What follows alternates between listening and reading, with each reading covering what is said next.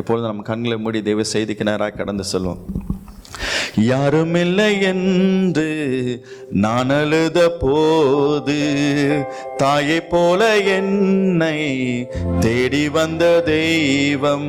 யாருமில்லை என்று நான் அழுத போது தாயை போல என்னை தேடி வந்த தெய்வம் இயேசுதா, என் இயேசுதா, இயேசுதா, என் இயேசுதா.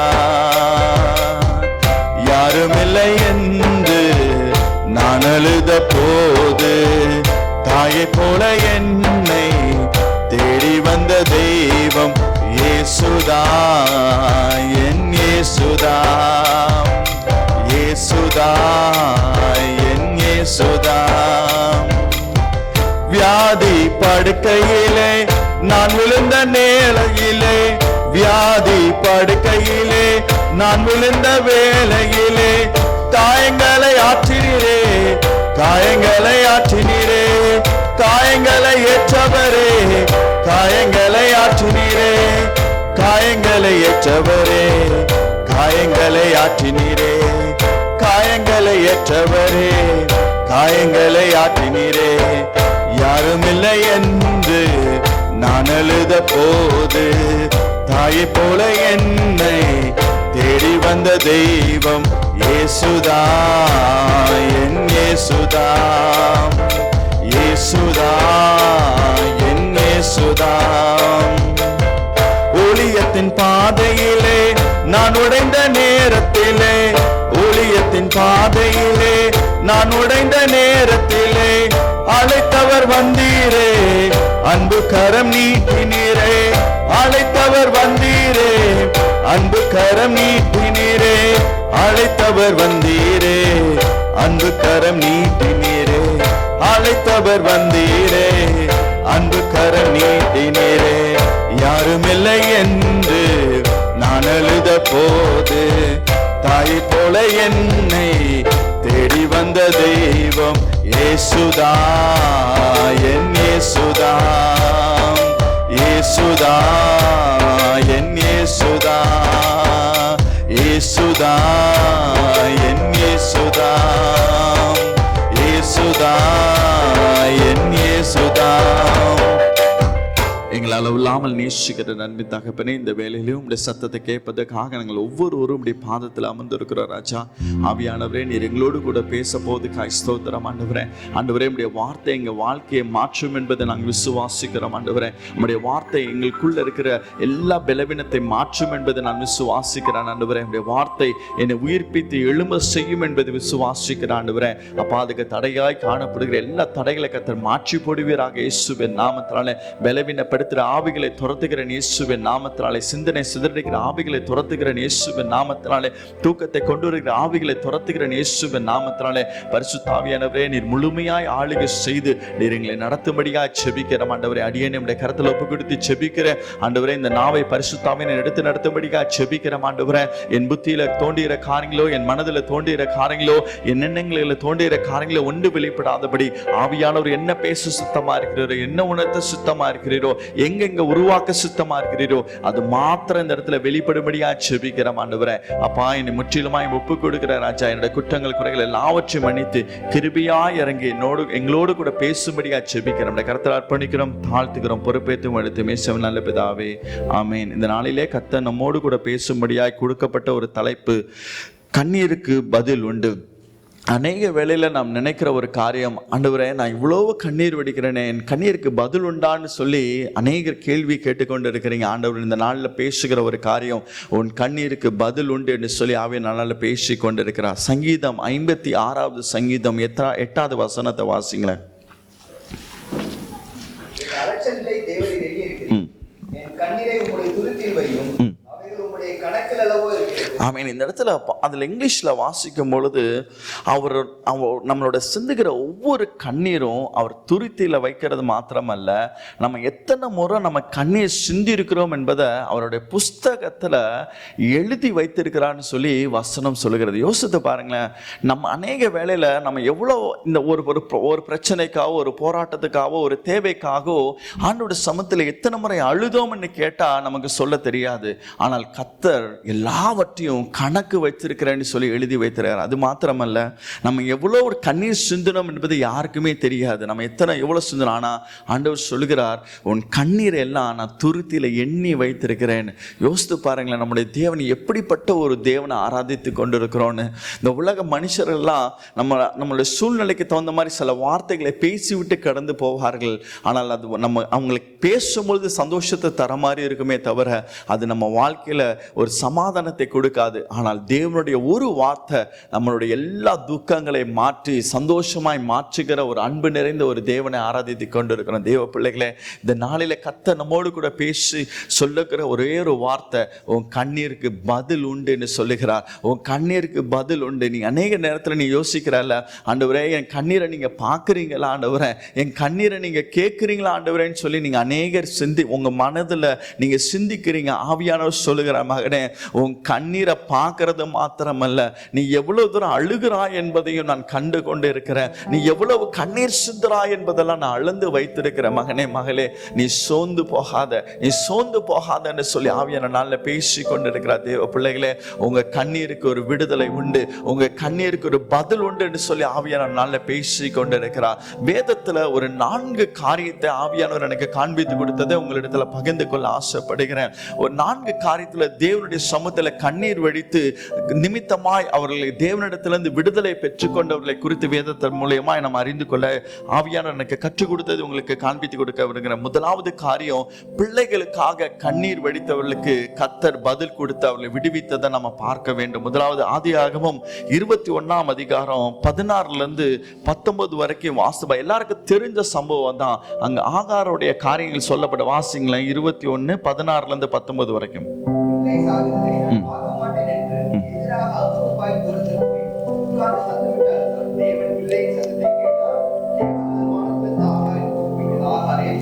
என்ன சம்பவித்தது?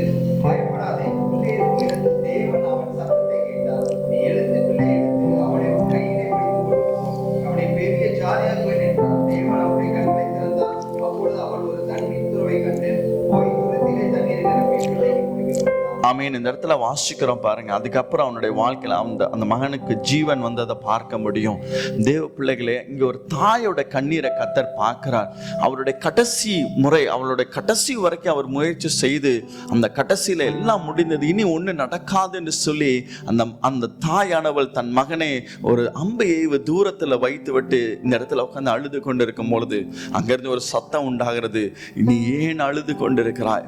தேவ பிள்ளைகளை, இன்னைக்கு நீங்க அநேகர் உங்க பிள்ளைகளுக்காய் கண்ணீர் வெடித்து கொண்டு இருக்கிறீங்க. நான் எவ்வளோ சொல்றேன், எவ்வளோ ஜெபம் பண்றேன், ஆனா ஒன்றும் நடக்கலையே, என் மகனுக்கு ஒன்றும் மாற்றங்கள், என் மகளுக்கு ஒரு மாற்றம் உண்டாகலையேன்னு சொல்லி நீங்க கண்ணீர் வெடித்து கொண்டு இருக்கிறீங்க.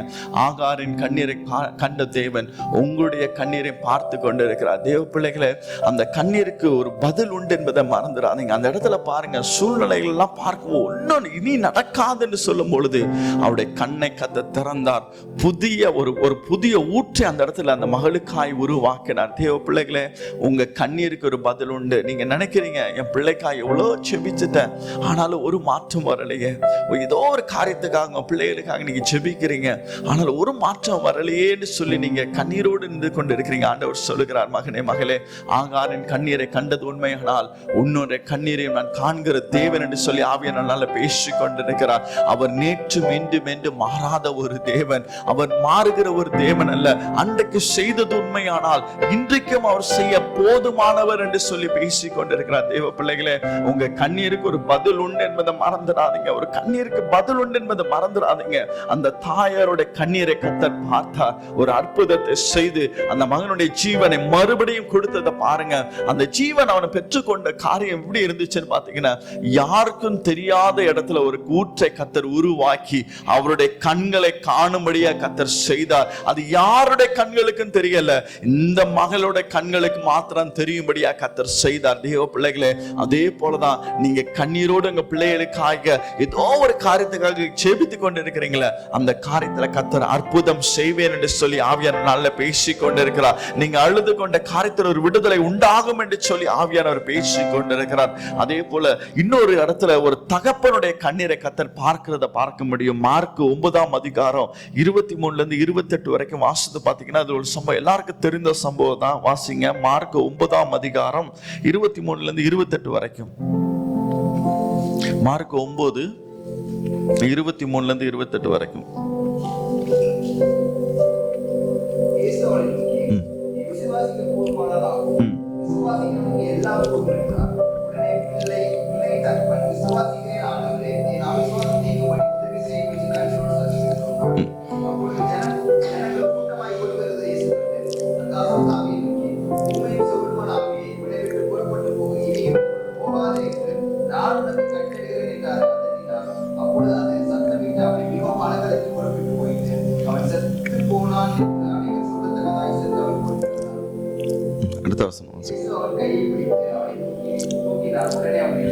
ஆமீன். இந்த இடத்துல பாருங்க, ஒரு தகப்பனுடைய கண்ணீர், தன் மகன் படுகிற வேதனையை அவரால் சகிக்க முடியல. அவர் அந்த ஆண்டோட சமூகத்துல வந்து ஆண்டவரை ஏதாவது செய்யும் போது ஆண்டவர் அவரை பார்த்து கேட்ட, இயேசு அவரை பார்த்து கேட்ட, நீ விசுவாசிக்கிறான்னு கேட்கும் பொழுது அவர் சொன்னார், ஆண்டவரே நான் விசுவாசிக்கிறேன், ஆனாலும் ஆண்டவரே எனக்குள்ள இருக்க அவிசுவாசம் நீங்கபடி எனக்கு உதவி செய்யுங்கன்னு கேட்டார். பாருங்க, அந்த வார்த்தைக்கு கர்த்தர் அவனுக்காக இறங்கி அந்த இடத்துல ஒரு அற்புதத்தை செய்ததை பார்க்க முடியும். அநேக வேளையில நீங்க செபிக்கிறீங்க உங்க பிள்ளைகளுக்காக, ஆனாலும் என் மகன் இன்னும் அந்த தவறான காரியத்துல ஓடிக்கொண்டு இருக்கிறான், ஆனா எவ்வளவோ சொல்றேன், அந்த பிசாசானவன் அவனை பிடித்து அவனை இன்னும் அதுக்கு நேராவே அழித்து கொண்டு இருக்கிறது, அவனுடைய சரீரத்தை அழித்து கொண்டு இருக்கிறது என்று சொல்லி நீங்க கண்ணீர் வடித்து கொண்டு இருக்கிறீங்களா? ஆண்டவர் சொல்லுகிறார், அவனை தொடுவார். ஆண்டவர் அவரை தொட்டு அவனை தூக்கினார். பாருங்க, அதே போல நீங்க உங்க பிள்ளைகளுக்காக அந்த ஒரு காரியத்துக்காக செபிக்கிறீங்க பாருங்க, அந்த இடத்துல கர்த்தருடைய கரம் வந்து அந்த மகனை விடுவித்து அந்த பிசாசின் தந்திரங்களிலிருந்து அந்த மகனை விடுதலையாக்கி எடுப்பேன் என்று சொல்லி ஆவியானவரால் பேசி கொண்டிருக்கிறார். இந்த இடத்துல இருக்கிற யாரோ ஒருத்தர் தன்னுடைய பிள்ளைக்காக அதிகமாய் ஜெபிக்கிறீங்க, என் பிள்ளை இப்படியாக போய் கொண்டிருக்கிறானே, அவனுடைய சரீரத்தை அழித்து கொண்டிருக்கிறானே, அவன் இப்படியாக நடக்கிறானே என்று சொல்லி நீங்க கண்ணீர் வடித்து கொண்டிருக்கிறீங்க. ஆவியானவர் சொல்லுகிறார், மகனே மகனே, உன்னுடைய கண்ணீரை நான் பார்த்துக்கிறேன், உன் கண்ணீருக்கு பதில் உண்டு, நான் உன் பிள்ளைய தொடுவேன். நான் அந்த மகனை தொட்டனா அந்த பிசாசு அவனை விட்டு நீங்கி போகும், அவனை பிடித்து கொண்டிருக்கிற சத்துருவின் கிரிகள் விடுபட்டு போகும் என்று சொல்லி ஆவியானவரால் பேசி கொண்டிருக்கிறார். தேவ பிள்ளைகளே, உங்க பிள்ளைகளுக்காக நீங்க கண்ணீர் சிந்துகிற ஒவ்வொரு கண்ணீருக்கும் ஒரு விலை உண்டு என்பதை மறந்துடாதீங்க. உங்க கண்ணீரை கர்த்தர் கண்டு கொண்டிருக்கிறார். அவர் குறித்த காலத்துல அந்த அற்புதத்தை செய்து உங்க வாழ்க்கையில மகிழ்ச்சியை கொண்டு வருவேன் என்று சொல்லி ஆவியானவரால் பேசி கொண்டிருக்கிறார். இனி நீங்க அழுது கொண்டிருக்கிற போகிறது இல்ல, உங்க கண்ணீருக்கு ஒரு விடுதலையை கர்த்தர் தருவேன் என்று சொல்லி ஆவியானவரால் பேசி கொண்டிருக்கிறார். வெகு நாளாய் நீங்கள் அழுது கொண்டிருக்கிறீங்களா? வெகு நாளாய் இந்த காரியத்துக்காக நீங்க கண்ணீரோடு ஜெபித்து கொண்டு இருக்கிறீங்களா? வெகு நாளாய் ஆண்டவரே இன்னும் என்னுடைய மகனுடைய வாழ்க்கையில மகளுடைய வாழ்க்கையில மாற்றங்கள் ஒண்ணும் வரலையே என்று கண்ணீர் விடுக்கிறீங்களா? ஆவியானவர் சொல்லுகிறார், உன் கண்ணீருக்கு நான் பதில் தருவேன், உன் கண்ணீருக்கு ஒரு பதில் உண்டு மகளே. மகளே, நான் உனக்காய் அற்புதம் செய்வேன், நான் உனக்காய் அதிசயத்தை செய்வேன். உன் பிள்ளைய நீ எந்த காரியத்துல ஜெபிக்கிறாயோ அந்த காரியத்துல நான் அற்புதத்தை செய்வேன் என்று சொல்லி ஆவியானவரால் பேசி கொண்டிருக்கிறார். தேவ பிள்ளைகளே, நீங்கள் கண்ணீரோடு ஜெபிக்கும் பொழுது அந்த கண்ணீருக்கு ஒரு விளைகிறகம் உண்டு என்பதை நீங்க மறந்துடாதீங்க. கர்த்தர் உங்க கண்ணீரை பார்த்து கொண்டிருக்கிறார். உங்க கண்ணீரை இனி நீங்கள் கண்ணீர் வெடிக்க போறதில்லை. இந்த காரியத்துல கர்த்தர் அற்புதத்தை செய்வேன் என்று சொல்லி இந்த நாள் ஆவியானவர் உங்களோடும் என்னோடு கூட பேசி கொண்டிருக்கிறார். தேவ பிள்ளைகளே, நீங்க கண்ணீர் வெடிக்கும் பொழுது அதற்கு ஒரு விலை உண்டு என்பதை நீங்க மறந்துடாதீங்க. என்னோட தாயார் எங்க வீட்டுல 4 பசங்க, 4 பேருமே தேவனுக்குள்ளாக நாங்கள் வளரவில்லை, நாங்க உலக பிரகாரமாய் ஓடிக்கொண்டிருந்தோம். ஆனாலும் எங்க அம்மா வந்து அதிகமாக செபிப்பாங்க, என் பிள்ளைங்கள்லாம் கர்த்தருக்குள்ள வரணும், என் பிள்ளைகள் எல்லாம் தேவனுக்காக எழுந்து பிரகாசிக்க வேண்டும் என்று சொல்லி அவ்வளவா கண்ணீரோடு செபிக்கிற ஒரு தாயை கர்த்தர் கிருபை எனக்கு கொடுத்தார். அதற்காக அதிகமாக செபிப்பாங்க. நைட்டு திடீர்னு முழிச்சு பார்க்கும் போதெல்லாம் பார்த்தீங்கன்னா முழங்கால நின்று செபித்து கொண்டே இருப்பாங்க. ஆனாலும் பல நாட்கள் ஜெபித்தாங்க. ஆனால் ஒரு நாள் வந்தது, கர்த்தர் எல்லாரையும் கர்த்தர் தொட்டார். எல்லாருடைய வாழ்க்கை மாறி மாறினது. எல்லாருடைய வாழ்க்கையிலும் தேவனுக்காய் ஓடுங்கிற பிள்ளைகளாய் கர்த்தர் மாற்றினார். தேவ பிள்ளைகளை அன்றைக்கு பார்க்கும் பொழுது இந்த பிள்ளைகள்னால ஒரு பிரயோஜனம் இல்லைன்னு நினைச்சாங்க. உலகத்தான் பார்க்கும்போது அப்படிதான் பேசினார்கள். ஆனால் காலங்கள் வந்தது, அந்த கண்ணீருக்கு ஒரு விலையை கர்த்தர் கொடுத்து அந்த இடத்துல ஒரு அற்புதத்தை செய்து ஒரு அதிசயத்தை காணும்படி செய்தார். எல்லாரும் கண்களுக்கு ஆச்சரியமாய் அது மாறினது. அதே போலதான் உங்க பிள்ளைகளுடைய வாழ்க்கையிலும் கர்த்தர் அப்படிப்பட்ட அற்புதத்தை செய்வேன் என்று சொல்லி ஆவியானவர் பேசிக் கொண்டிருக்கிறார். இரண்டாவது, கண்ணீருக்கு இந்த சாபத்திலிருந்து விடுதலை பெறுவதற்காக நீங்கள் கண்ணீர் சிந்துகிற இடத்துல கர்த்தர் ஒரு அற்புதத்தை செய்வேன் என்று சொல்லி ஆவியானவர் பேசிக் கொண்டிருக்கிறார். 1 ராஜாக்கள் 21 அதிகாரம் 17 19 வரைக்கும் யாராவது ஒரு வாசித்தீங்க? 1 ராஜாக்கள் 21 17 19. கர்த்தருடைய வார்த்தை எலியாவுக்கு உண்டாயிற்று. அவர், நீ எழுந்து சமரியாவில் இருக்கிற இஸ்ரவேலின் ராஜாவாகிய ஆகாபை சந்திக்கும்படி போ. இதோ அவன் நாபோத்தின் திராட்சை தோட்டத்தை சொந்தமாக எடுத்துக்கொள்ள அங்கே போயிருக்கிறான். நீ அவனை பார்த்து, நீ கொலை செய்ததும் எடுத்துக்கொண்டதும் இல்லையா என்று கர்த்தர் சொல்கிறார். நாய்கள் நாபோத்தின் இரத்தத்தை நக்கின ஸ்தலத்திலே உன்னுடைய இரத்தத்தை நாய்கள் நக்கும் என்று கர்த்தர் சொல்கிறார் என்று சொல்லியிருந்தார். ஆமென். இந்த இடத்துல அந்த ஒரு பெரிய சாபத்தை அவன் அபகரித்தது நிமித்தமாய் கர்த்தர் ஒரு சாபத்தை அவனுக்கு கொடுக்கிறார். அந்த சாபத்தை பெற்ற உடனே அவன் என்ன செய்தான் பார்த்தீங்கன்னா 27 அதிகாரம் அதே 1 ராஜாக்கள் 27 29 வசனத்தை வாசிங்களேன். 27 29.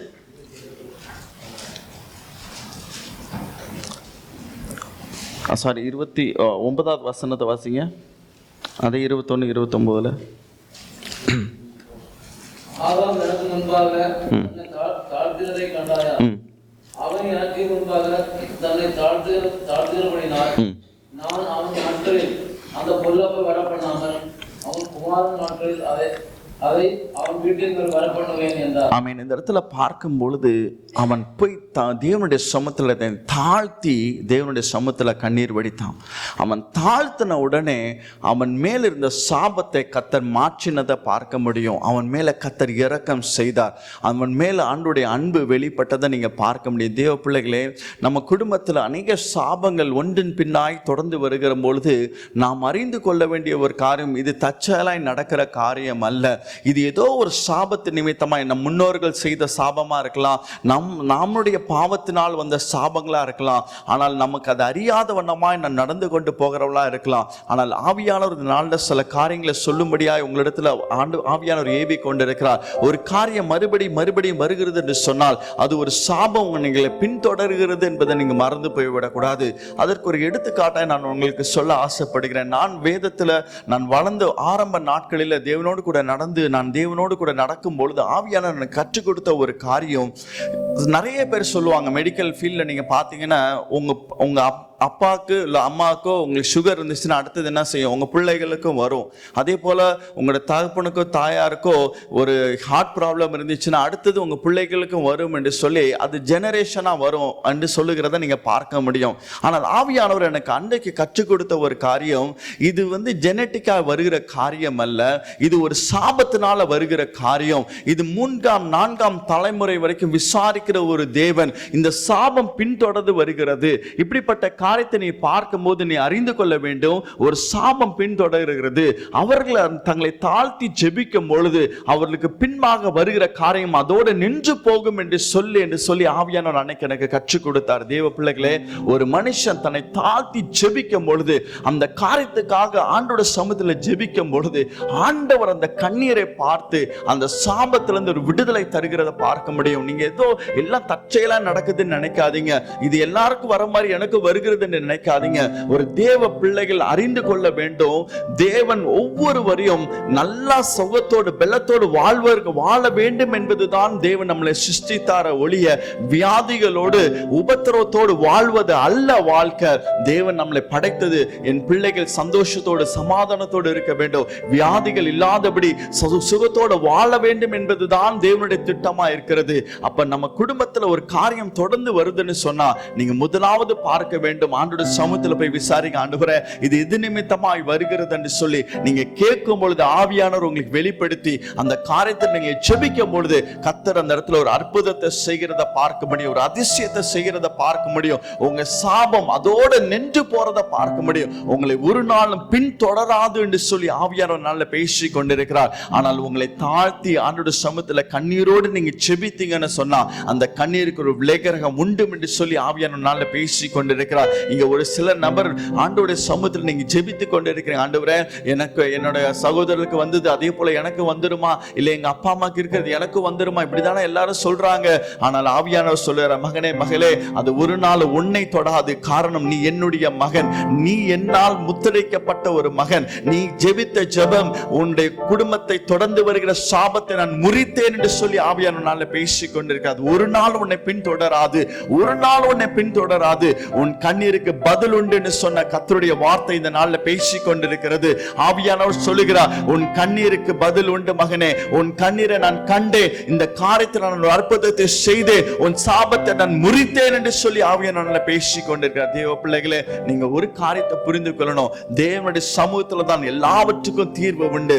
தேவனால மாத்திரம் நம்மளை விடுவிக்க முடியும். அவர் தன் நம்முடைய சாபத்தை சிலுவிலே சுமந்து தீர்த்தார். நாம் அவருடைய சமூகத்துல போகும் பொழுது, ஆண்டோட சமூகத்துல நம்மளை தாழ்த்தி ஜெபிக்கும் பொழுது கர்த்தர் அந்த காரியத்தில் ஒரு அற்புதத்தை செய்ய அவர் போதுமானவரா இருக்கிறார். தேவ பிள்ளைகளே, இங்க யாருடைய இருதயத்துல உணர்த்தப்படுகிறீங்களோ, இது எல்லாரும் சொல்றதானே, இது தானா வர்றதானே, இது ஒண்ணும் செய்ய முடியாதுன்னு நினைக்காதீங்க. அது ஒரு நாளும் நம்மளை பின்தொடராது, அது ஒரு நாள் நம்மளை பின்தொடராது. உலக மனுஷர்கள், உலகத்துல டாக்டர் எல்லாம் சொல்லலாம் இது அப்படிதான் வரும், இதை நீங்க ஒண்ணும் செய்ய முடியாதுன்னு சொல்லலாம். நீங்க சொல்லுங்க, இல்ல இல்ல, அது என்ன பின்தொடராது. யாரவனாலுக்கும் வரலாம், ஆனா எனக்கு வராது. காரணம், அவருடைய பிள்ளை, அவர் எனக்காய் தன்னுடைய ரத்தத்தையே அந்த சிலுவிலை சிந்திருக்கிறார். என் சாபத்தை அவர் சிலுவிலை சுமந்திருக்கிறார். அப்படினாலே அது என்னை பின்தொடராது என்று சொல்லி நீங்க வைராக்கியமாய் சொல்லுங்க. உங்களை பின்தொடருகிற அந்த சாபத்தை உங்களை ஜெபத்தின் நிமித்தமாய், உங்களை கண்ணீர் நிமித்தமாய் கர்த்தர் அதை உடைத்து போட்டார் என்று சொல்லி ஆவியானவர் பேசிக் கொண்டிருக்கிறார். தேவ பிள்ளைகளே, நீங்க ஒரு நாள் பயப்படாதீங்க. உங்களை ஒரு நாளும் பின்தொடராது. தேவன் உங்களை கண்ணீரை கண்டிருக்கிறார், உங்க கண்ணீரை கண்டிருக்கிறார். அதனாலதான் தேவனுடைய பிள்ளைகள், ரட்சிக்கப்பட்ட தேவனுடைய பிள்ளைகளுடைய வாழ்க்கையில சில காரியத்தை உணர்வை கொடுத்து இந்த காரியத்தை ஜெபிக்கும்படியே சொல்கிறது. காரணம் என்ன தெரியுமா?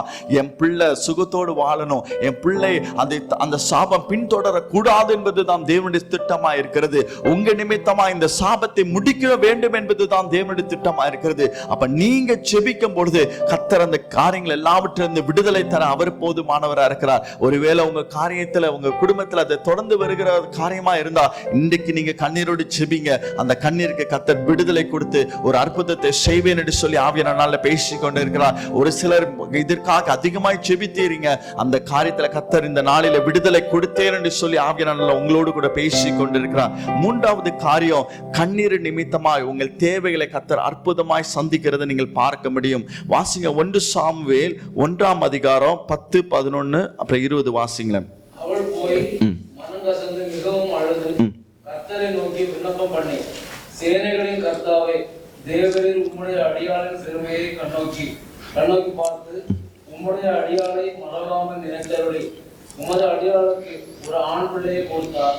அவன் உயிரோடு இருக்கும் சகல நாளும் நான் அவனை கர்த்தருக்கு ஒப்பு கொடுப்பேன். அவன் தரையின் மேல் சவரன் கத்தி கொள்வதில்லை என்று ஒரு பொருந்தனை பண்ணினாள். ஆமென். அதே போல 20வது வசனம் வாசிங்க. அதே 20, 1:20. சிலநாள் சென்ற பின்பு அன்னாள் கர்ப்பவதியாகி ஒரு குமாரனை பற்றி கர்த்தரிடத்தில் அவனை கேட்டேன் என்று சொல்லி அவனுக்கு சாமுவேலுக்கு பெயரிட்டார். ஆமீன். இந்த இடத்துல அந்த மகளுக்கு ஒரு தேவை காணப்பட்டது. ஒரு குழந்தை இல்லாம ஒரு சூழ்நிலை வந்தது. அந்த இடத்துல ஒரு தேவை காணப்பட்ட பொழுது அவன் மன கசந்து அழுததை நீங்க பார்க்க முடியும். தேவனுடைய சமூகத்துல மன கசந்து தேவனுடைய பாதத்துல அழுத பொழுது கர்த்தர் அவர் நினைவு கூர்ந்து கர்த்தர் அந்த மகளுக்கான ஒரு அற்புதத்தை செய்ததை பார்க்க முடியும். தேவ பிள்ளைகளே, ஒரு தேவைகள் வரும்பொழுது நீங்க போக வேண்டிய இடம் மனுஷனை தேடி அல்ல. மனுஷனால உங்களுக்கு ஒன்றும் கிடைக்காது. நீங்க தேவனுடைய பாதப்படியை தேடி வருகிறவர்களாய் இருக்க வேண்டும். நீங்க தேவனுடைய பாதத்தை தேடி வந்தீங்கன்னு சொன்னா அவர் சொல்லுகிறார், உன் தேவைகளை நான் சந்திக்கிற வல்லமையில் ஒரு தேவன். நீங்க அநேகர் நீங்க உலக பிரகாரமாய் தேடி ஓடுகிறனால தான், மனுஷனை தேடி ஓடுகிறனால தான் இன்னும் இன்னும் அந்த தேவைகள் உங்க வாழ்க்கையில சந்திக்கப்படாமல் நின்று கொண்டிருக்கிறது. ஆனால் ஒரு சிலர் தேவனுடைய சமூகத்தில் நீங்க தேடி வந்ததுனால அந்த காரியத்துல கர்த்தர் அற்புதத்தை செய்வேன் என்று சொல்லி ஆவியானவரால் பேசி கொண்டிருக்கிறார். தேவனுடைய வல்லமை எப்படிப்பட்டதா இருக்கிறது என்பதை நீங்க அறிந்து கொள்ளுங்க. அவரால் கூடாத காரியம் ஒன்றுமே இல்லை. அவர் அந்த இடத்துல ஒரு அற்புதத்தை செய்து அவருடைய அந்த மகளுக்கு ஒரு அற்புதத்தை செய்து ஒரு குழந்தை கொடுத்து ஆசீர்வதிக்கிறதை நீங்கள் பார்க்க முடியும். அதே போல 2 ராஜாக்கள் 4ஆம் அதிகாரம் 1-7 வரைக்கும் ஒரு வசனத்தை வாசிக்கும் பொழுது அங்க அவர் ஒரு தீர்க்கதரிசியோட மகள் அந்த இடத்துல ஊழியக்காரோட மகள் அந்த இடத்துல போய் எலிசாவிடத்துல போய் கேட்கிறான், என்னுடைய மகனை நான் வந்து கடன் வாங்கினது நிமித்தமா என்னுடைய பிள்ளைகளை அவங்க எடுக்க போறாங்க, எனக்கு ஏதாவது செய்யுங்கன்னு சொல்லும் பொழுது அந்த தீர்க்கதரிசி அவளை பார்த்து கேட்ட ஒரு காரியம், உன்னிடத்துல என்ன இருக்குதுன்னு கேட்ட பொழுது அவளிடத்துல சொன்ன ஒரு காரியம், என்னிடத்துல கொஞ்சோண்டு எண்ணெய் இருக்குது, அந்த பாருங்க அந்த கொஞ்சம் எண்ணெயை கொண்டு கர்த்தர் அந்த மகளுடைய காரியத்தில் ஒரு அற்புதத்தை செய்ய முடிந்தது. தேவ பிள்ளைகளே, நீங்க நினைக்கலாம் என்கிட்ட இத்தனோண்டு தான் இருக்கு, இதை வச்சு என்ன செய்ய முடியும், இதனால என்னோட தேவைகள் பூர்த்தி ஆகாதே என்று சொல்லி நீங்க நினைக்கலாம். ஆனால் கர்த்தருக்கு அது அற்பமான காரியம் என்பது மறந்துடாதீங்க. வேதம் சொல்லுகிறது, நீ காற்றையும் காண மாட்டாய், மழையும் காண மாட்டாய், ஆனால் பள்ளங்கள் தனினால் நிரப்பப்படும் என்று சொல்லுகிற வல்லமையுள்ள ஒரு தேவனை நீங்க ஆராதித்துக் கொண்டிருக்கிறீங்க. தேவ பிள்ளைகளே, நீங்க ஒரு நாளும் உங்கள்கிட்ட இருக்கிறத வைத்து நீங்க தீர்மானம் செய்யாதீங்க. உங்களுக்கு கூட இருக்கிறவர் சர்வ வல்லமை உள்ளவர் தேவன் என்பதை நீங்க மறக்கிறதுனாலதான் நீங்க நினைக்கிறீங்க, ஆண்டவரே இதை வச்சு ஒன்னும் செய்ய முடியாது என்று நினைக்கிறீங்க. ஆவியானவர் சொல்லுகிறார், என்னால் செய்யக்கூடாத அதிசயமான காரியம் ஒன்றும் இல்லை மகனே மகளே, நான் உனக்காய் அற்புதங்களை செய்வேன், அதிசயத்தை காண செய்வேன் என்று சொல்லி ஆவியானவரால் பேசிக் கொண்டிருக்கிறார். அப்ப ஒரு தேவைகள் வரும்போது ஆண்டோடைய பாதத்தில் நீங்க வருகிறவரா இருங்க. ஆண்டோடைய பாதத்துல வரும்பொழுது கர்த்தர் அதிலிருந்து உங்களை விடுவிக்க அவர் போதுமானவரா இருக்கிறார். நீங்க அவரிடத்துல வாங்க, விசுவாசம் வைங்க. ஆண்டவரே, நான் அவருடைய சமூகத்துல நான் முழுமையாய் பற்றி பிடித்துக் கொண்டிருப்பேன், அவர் எனக்கு அற்புதம் செய்வார் என்று சொல்லி அவருடைய பாதத்தை பிடித்து கண்ணீர் விடுங்க. ஆண்டவர் உங்களுக்கு அற்புதத்தை செய்து உங்கள் கண்ணீரை மாற்றுவேன் என்று சொல்லி ஆவியானவர் நாள்ல பேசிக் கொண்டிருக்கிறார். உன் கண்ணீருக்கு பதில் உண்டு என்று சொல்லுகிற தேவன். நீங்க அநேகர் ஆண்டவருடைய சமூகத்துல கண்ணீரோடு கேட்டுக் கொண்டிருக்கிறீங்க. ஆண்டவர் சொல்லுகிற அந்த காரியத்தில் நான் அற்புதம் செய்வேன், நான் ஒரு அற்புதத்தை செய்வேன், அதுல ஒரு அதிசயத்தை காண செய்வேன் என்று சொல்லி ஆவியானவர் நாள்ல பேசிக் கொண்டிருக்கிறார். 4வது காரியம், கண்ணீர் நிமித்தமாய் நெருக்கங்களை மாற்றுவேன் என்று சொல்லி ஆவியானவர் நாள்ல பேசிக் கொண்டிருக்கிறார். அநேகருடைய வாழ்க்கையில இந்த வேளையில பாத்தீங்கன்னா பல நெருக்கங்கள், பல உபத்திரவங்கள், நம்ம எவ்வளவு நேர்மையா இருந்தாலும் சில நெருக்கங்கள் உங்களை அழித்துகிறது. உங்க வாழ்க்கையை ஆண்டவரே நான் உண்மையா தானே இருக்கிறேன், ஆனாலும் ஏன் ஆண்டவரே என்று சொல்லி நீங்க ஆண்டவருடைய சமூகத்துல கேட்கிறீங்க. ஆவியானவர் சொல்லுகிற ஒரு காரியம், இந்த நெருக்கத்திலிருந்து நான் உன்னை விடுவிக்க நான் போதுமானவரா இருக்கேன், இந்த நெருக்கத்திலிருந்து நான் உனக்கு அற்புதம் செய்வேன் என்று சொல்லி இந்த நாள் ஆவியானவர் பேசிக் கொண்டிருக்கிறார். நேரம் இல்லாதனால நான் சாட்டாத முடித்துக் கொள்ள ஆசைப்படுகிறேன். நீங்க ஒரு காரியத்தை புரிந்து கொள்ளுங்க, நெருக்கப்படும் பொழுது நீங்க தேவனுடைய சமூகத்துல ஓடி வந்தீங்கன்னா கர்த்தர் உங்களுக்கு அற்புதம் செய்ய அவர் போதுமானவரா இருக்கிறார். நீங்க வாசித்து பாத்தீங்கன்னா 2 ராஜாக்கள் 6ஆம் அதிகாரத்துல நீங்க ஒரு வாசித்து பார்க்கும்போது அங்க ஒரு குறைகள் உண்டாகிறது. எல்லா அலங்கள் முற்றிலுமாய் ஆண்டவரே முற்றிலுமாய் அடைப்பட்டு அவங்களுக்கு விரோதமாய் எழுபது நிமித்தமாய் அங்க ஒரு குறைபாடுகள் வருகிறத நீங்கள் பார்க்க முடியும். அவங்க இடத்துல ஒன்றும் இல்லாதபடி ஒரு குறைகள் வருகிறத பார்க்க முடியும். ஆனால் அவருக்கு தேவனுடைய சமூகத்துல போனது நிமித்தமாய் அந்த குறைகளை கர்த்தர் அந்த நெருக்கத்திலிருந்து ஒரு விடுதலை கொடுத்து அந்த இடத்துல ஒரு பெரிய விசாலத்துக்கு நேராக கர்த்தர் கொண்டு போன காரியத்தை நீங்கள் வாசிக்க முடியும். நீங்க அந்த வீட்டுல போய் அந்த வசனத்தை வாசித்து பாத்தீங்கன்னா தெரியும். 2 ராஜாக்கள் 6ஆம் அதிகாரம் 24, 25, 30 வாசித்து பாத்தீங்கன்னா தெரியும். அந்த ஜெபத்துக்கு கர்த்தர் விடுதலை கொடுத்தது. அதே 7ஆம் அதிகாரத்துல 1, 5, 6, 16வது வசனத்தை வாசித்து பாத்தீங்கன்னா கர்த்தர் அந்த இடத்துல ஒரு அற்புதம் செய்ததை நீங்கள் பார்க்க முடியும். இந்த நெருக்கத்திலிருந்து கர்த்தர் விடுவித்ததை நீங்கள் பார்க்க முடியும். தேவ பிள்ளைகளை உங்க வேலையில அநேக நெருக்கி கொண்டு இருக்கிறாங்களா? ஆவியானவர் சொல்லுகிறார், அந்த நீங்க அநேக ஆண்டவரே நான் ஒன்னும் செய்யலையே ஆண்டவரே, ஆனாலும் உண்மை நான் பற்றி பிடித்துக் கொண்டிருக்கிறேன், யாருக்கும் நான் தாழ்ந்து போக மாட்டேன் ஆண்டவரே, யாருக்கும் நான் அடிபடிய மாட்டேன் ஆண்டவரே, நான் உமக்கு முன்பதாய் உண்மையா இருக்கிறேன்னு சொல்லுகிற உங்களை பார்த்து ஆவியானவர் சொல்லுகிறார், அந்த நெருக்கத்திலிருந்து நான் உன்னை விடுவித்து நான் உன்னை உயர்த்து அதே இடத்துல நான் உன்னை உயர்த்துவேன் என்று சொல்லி ஆவியானவர் உங்களோடு கூட பேசிக் கொண்டிருக்கிறார். யார் உங்களை நெருக்கி கொண்டிருக்கிறார்களோ அவங்க உங்களுக்கு முன்பதாக வரும்படியா நான் செய்வேன் என்று சொல்லி ஆவியானவர் நாள்ல பேசிக் கொண்டிருக்கிறார். யார் உங்களுக்கு விரோதமாய் எழும்பி உங்களை மிகவும் அலங்கழித்துக் கொண்டிருக்கிறாங்களோ அவங்களை கர்த்தருடைய வார்த்தை சொல்கிறது, நான் அவர்களுடைய மனதை மாற்றுவேன், உனக்கான காரியத்தை செய்வேன் என்று சொல்லி ஆவியானவர் நாள்ல பேசிக் கொண்டிருக்கிறார். தேவ பிள்ளைகளே, நீங்க ஆண்டோட சமூகத்துல கண்ணீர் வெடித்து ஆண்டோட சமூகத்துல நீங்க கேட்கறதுனாலதான் ஆவியானவர் நாள்ல பேசிக் கொண்டிருக்கிறார். உங்க கண்ணீருக்கு பதில் உண்டு என்று சொல்லுகிறார். உன் கண்ணீருக்கு நான் விடுதலை தருவேன் என்று சொல்லுகிறார். உன் கண்ணீரை காண்கிற தேவன் என்று சொல்லிக் கொண்டிருக்கிறார். அந்த நெருக்கத்திலிருந்து உங்களை விடுதலையாக்கி உங்களை விசாலமான பாதையில நான் கொண்டு போவேன் என்று சொல்லுகிறார். உங்களை அந்த இடத்திலேயே நான் உயர்ந்த ஸ்தானத்தில் உங்களை அமர வைப்பேன் என்று சொல்லி ஆவியான நாள்ல பேசிக் கொண்டிருக்கிறார். எந்த காரியத்துல நீங்க நெருக்கப்பட்டு இருக்கிறீங்களோ, இந்த காரியத்துல உங்களை அழுத்து கொண்டு இருக்கிறாங்களோ, அதே இடத்துல கர்த்தருடைய வார்த்தை சொல்கிற, எந்த இடத்துல நீங்க நெருக்கப்பட்டீங்களோ, எந்த இடத்துல உங்களை மிகவும் விசனப்படுத்துறார்களோ,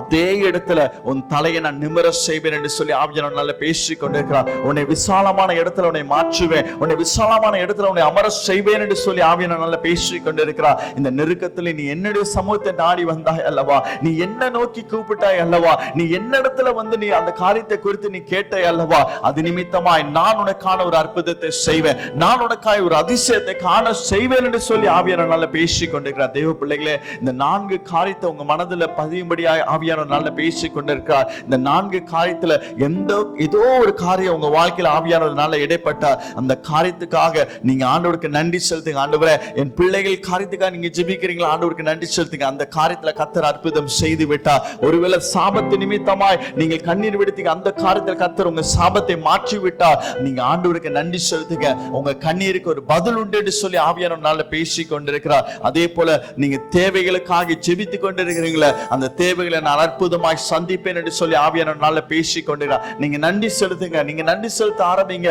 அந்த காரியத்தில் ஒரு பெரிய மாற்றத்தை நீங்கள் பார்ப்பீர்கள் என்று சொல்லி ஆவியான நாள்ல பேசி கொண்டிருக்கிறார். எந்த இடத்துல நெருக்கப்பட்டு இருக்கிறீங்களோ, அந்த இடத்துல நான் விசாலத்தை ஏற்படுத்துவேன், அதே இடத்துல உன்னை உயர்த்துவேன் என்று சொல்லி ஆவியான நாள்ல பேசி கொண்டிருக்கிறார். தேவ பிள்ளைகளே, இந்த காரியத்தை மனதில் வைத்துக் கொண்டு நீங்க வீட்டுல போய் நீங்க தியானித்து பாருங்க. இந்த சங்கீதத்துல நான் வாசித்தோமே, சங்கீதம் 56:8, நீங்க ஒரு நிமிடம் அதை நிதானமாய் வாசித்து பார்க்கும்போது தெரியும், என் தேவன் என் மேல எவ்வளவு கருசனையா இருக்கிறார் என்பதை நீங்கள் அறிந்து கொள்ள முடியும். அது நிமித்தமாய் தான் உங்களை இந்த இடத்துல அழைத்து வந்து இந்த வார்த்தை மூலியமா உங்களோடு கூட பேசி கொண்டிருக்கிறார். உங்களை பலப்படுத்தும்படியா இந்த வார்த்தை உங்களோடு கூட பேசி கொண்டிருக்கிறார். நான் உன்னை கண்ணோக்கி பார்த்து கொண்டிருக்கிறேன் என்பதற்காக உங்களோடு கூட பேசி கொண்டிருக்கிறார். உன் கண்ணீர் எல்லாம் நான் துருத்தியில அளந்து வைத்திருக்கிறேன் என்பதை சொல்லுவதற்காக தான் உங்களை இந்த இடத்துல அழைத்து கொண்டு வந்திருக்கிறார். தேவ பிள்ளைகளே, நீங்க யாரும் இந்த இடத்துல தற்செயலாய் வரவில்லை. உங்களுடைய ஆண்டவர் இந்த இடத்துல அழைத்து வந்தார். இந்த வார்த்தையை கேட்பதற்காகவும் உங்களை பலப்படுத்துவதற்காகவும் உங்களை இன்னும் அதிகமாய் அவருடைய அன்புல இன்னும் அதிகமாய் வளரும்படியாகவும் செய்வதற்காகவே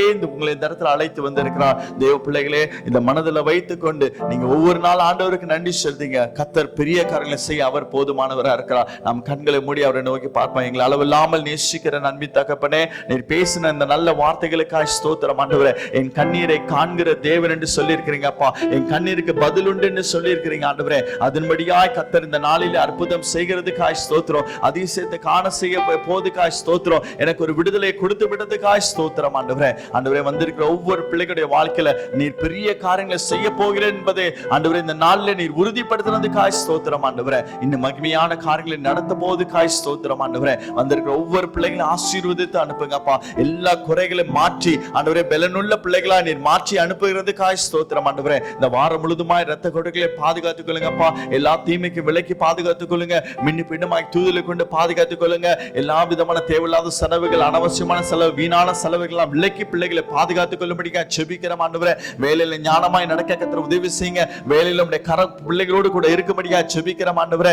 ஆண்டவரே, பிரயாணத்துல மின்னு பின்னமாய் தூதலை கொண்டு பாதுகாத்துக் கொள்ளும்படியா செபிக்கிறோம் ஆண்டவரே. ஆண்டவரே, இது எல்லாவற்றிலையும் காட்டிலும் இன்னும் அதிகமாய் செபிக்கவும், இன்னும் அதிகமாய் வேதத்தை வாசிக்கவும் ஆண்டவரே இந்த பிள்ளைகளுக்கு உதவி செய்யும்படியா செபிக்கிறேன் அப்பா. நீர் அப்படி செய்கிறதுக்காக ஸ்தோத்திரம், அதை உறுதிப்படுத்துறதுக்காக ஸ்தோத்திரம் ஆண்டவரே. நம்முடைய கரத்தில் அர்ப்பணிக்கிறோம், தாழ்த்துகிறோம், பொறுப்பேற்றும் அழைத்தோம் ஆண்டவரே. அடியே நம்முடைய கரத்தில் தாழ்த்துகிற ராஜா, நான் ஒரு மண்ணான மனுஷன் ஆண்டவரே, உம்மை சுமக்கிற ஒரு கழுதை ஆண்டவரே.